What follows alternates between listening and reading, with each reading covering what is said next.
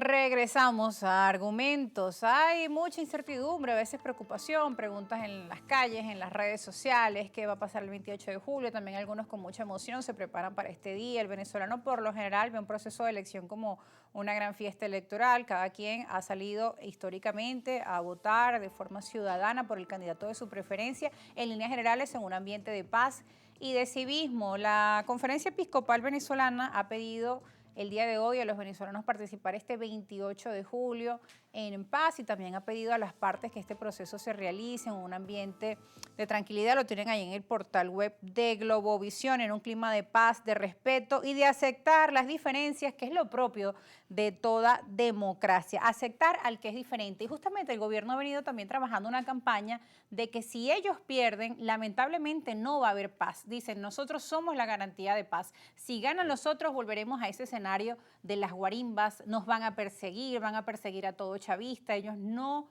aceptan al pueblo chavista. Y el pueblo chavista es el que pues eligió al presidente actual. Claro, y tiene un referente y es, tiene una influencia muy importante y es respetable, absolutamente respetable como opción política. Eso es innegable. Pero ahora en la campaña han manejado este discurso. Si ellos ganan, viene más conflicto. Nosotros somos la paz. Que a mí me dan ganas de reír porque estoy pensando que una vez que se reconstituyan institucionalmente en Venezuela organismos como el CNE, yo creo que esta frase de Lula debería estar ahí en la entrada del CNE. Aquí no va a haber un baño de sangre, sino un baño de votos. Para el que gane y para el que pierde, porque los dos van a sacar un montón muy grande de votos. Ahora, cuando tú planteas, fíjate tú lo que es la ligereza de la palabra. Porque hay gente, yo recuerdo que hay un amigo mío, Juan Barreto, que tú lo conoces, que decía que había gente que tenía, no sé si es, no es dislexia, pero es una enfermedad que tú dices primero las cosas y después las piensas.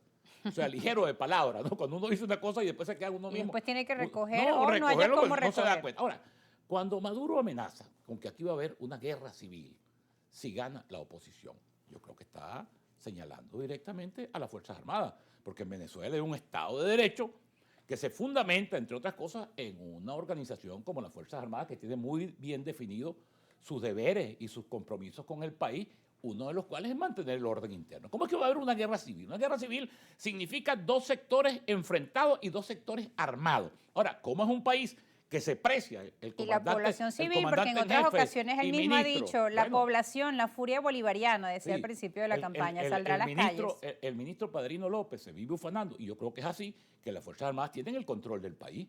Ahora, no es posible plantear una hipótesis de confrontación, ni de violencia, ni de ninguno de esos, digamos, escenarios, mientras las Fuerzas Armadas tengan lo que se llama en el Estado de Derecho el monopolio legítimo de la violencia del Estado. Yo creo que eso, por eso te digo, la gente a veces dice las cosas con tanta ligereza que no se da cuenta del propio contenido y no se da cuenta tampoco de cómo se le devuelven esas palabras. Yo creo que en Venezuela, además, si de algo estamos obstinados los venezolanos, es del conflicto, de la confrontación estéril. Yo creo que si algo desea Venezuela, todos, chavistas, antichavistas, independientes, indiferentes, es que este país pueda volver a tener paz, convivencia, y que en medio de esa convivencia podamos, como en toda democracia, procesar nuestras diferencias, entender nuestra diversidad, respetarnos unos a los otros, como funcionan las democracias en todos los lugares del mundo.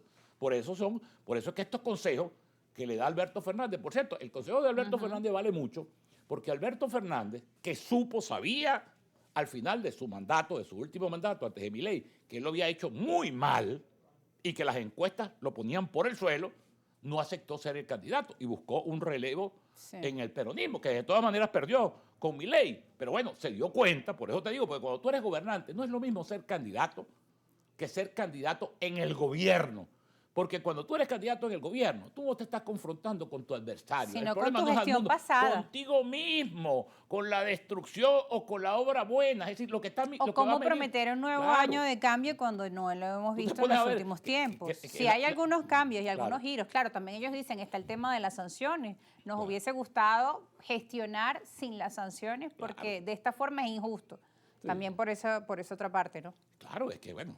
Tú sabes cuál es mi posición sobre eso, categórico, terminante, en contra de las sanciones. Las sanciones es la cosa más absurda. Yo lo he dicho 50.000 veces que he venido aquí, que Estados Unidos, la primera potencia del mundo, que dispone de todos los mecanismos de seguimiento, de inteligencia, bueno, mantenga una cosa que es absurda, porque además no solamente es absurda porque termina recayendo sobre los más débiles y porque evidentemente tiene un efecto sobre el país, sino porque le da al gobierno el gran argumento. Fidel Castro y sus herederos ahora tienen 60 años diciendo que los cubanos están muriendo de hambre por el imperialismo y por el bloqueo y por la cuestión. Entonces no vas a entender tú una cosa que es simplemente de lógica, de sentido común. Igual quienes... Es una política fracasada. Ahora bien, Claro. hablando de eso, el gobierno ha retomado las negociaciones directas con Claro. Estados Unidos. Y Que por bienvenida. cierto, Biden ya ahora no es el candidato, porque además todo ha venido cambiando. Sí. Todos los días la política y la dinámica tanto nacional como internacional se mueven esas piezas del tablero muy rápido. Ha tenido, por cierto, muy buena acogida la candidatura de Kamala Harris. Kamala Harris. Rápidamente ha logrado, porque allí se pensó que podía venir, digamos, un torbellino de aspiraciones, porque habían unos Sí. candidatos potenciales. Bueno, yo creo que todo el partido se sumó, y los donantes, que eran otros que se habían, con las últimas actitudes y las últimas conductas dudosas de Biden, habían retirado el apoyo, lo tienen allí. Hay que ver ahora cuál va a ser el desenvolvimiento ya del cuadro electoral. Faltan, pareciera que eso es mañana, pero faltan 4 meses, porque las elecciones son en noviembre. Pudiera ser que Kamala Harris rompería el molde completa. Mujer, afrodescendiente, asiática, es decir, una serie de componentes que de verdad le darían a la política de los Estados Unidos una renovación, un vuelco.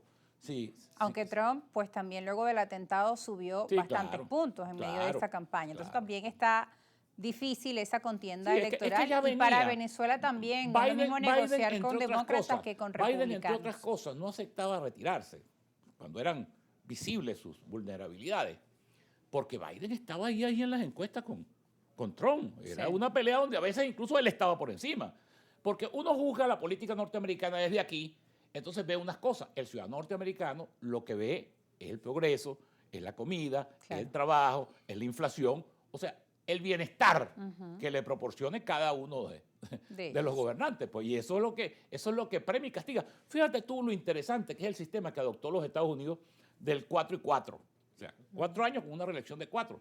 ¿Por qué? Bueno, porque a los 4 años tú haces un balance precisamente de eso, de la gestión del gobernante, y lo premias o lo castigas. Claro. Como le pasó a Trump, lo sacan, o en los casos anteriores como Obama, que fue, por ejemplo, o Clinton en su momento, que fueron gobernantes muy exitosos, los premias con 4 años más.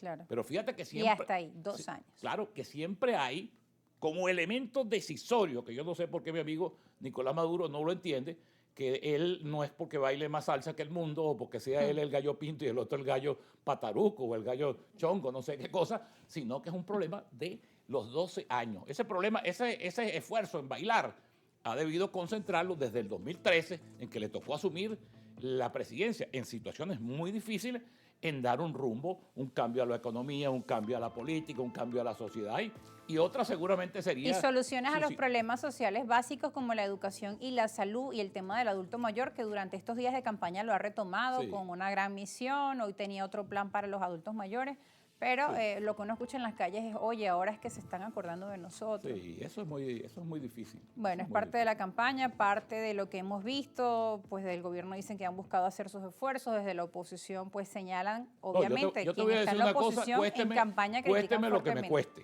desde el punto de vista de la opinión pública. Yo hablo con mucha libertad, porque como yo no ando buscando votos ¿Sí? ni posiciones, ni me ando acercando ahí, Maduro ha hecho un esfuerzo sobrehumano. Si eso está en 4 y 5 y 7 partes al mismo día, si se ve, ahora ese esfuerzo es el signo de unos números que no le dan y que él cree entonces, porque el voluntarismo es así. Todos los que son voluntaristas creen que su sola voluntad. Yo me acuerdo del presidente Caldera cuando estaba perdiendo por paliza con Jaime Lucinchi en las elecciones del 83, y él todavía decía, yo me acuerdo de aquellas entrevistas, no, es que cuando se metan atrás de la cortina, yo sé que la gente va a votar distinto, porque uno siempre sobrepone sus intereses y su voluntad y su subjetivismo y cree que lo puede controlar situaciones que son incontrolables porque son decisiones colectivas. Bien, tenemos que ir a la pausa, ya regresamos. Usted también puede hacernos sus preguntas y sus comentarios a través de nuestras cuentas en redes sociales, @argumentos_gb en la red social X y @argumentosgb en Instagram. Aprovechen que estamos ahorita en vivo a través de la señal de Globovisión. Ya volvemos.